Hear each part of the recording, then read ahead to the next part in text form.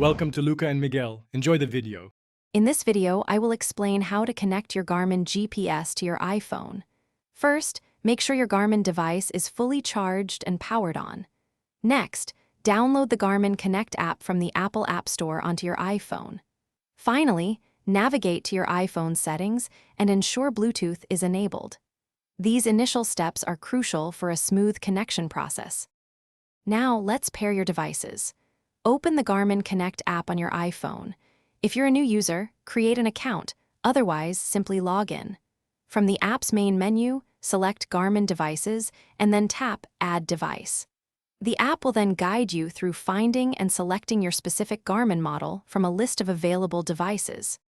To finalize the connection, a pairing code will appear on both your Garmin device and your iPhone. Verify that these codes match, then confirm the pairing.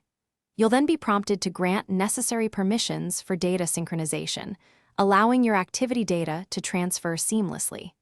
Please allow a few moments for this initial data transfer to complete. If you encounter any issues, here are some quick troubleshooting tips. First, try restarting both your Garmin device and your iPhone. This often resolves minor connectivity glitches. Second, check for any available software updates for both your Garmin and the Garmin Connect app.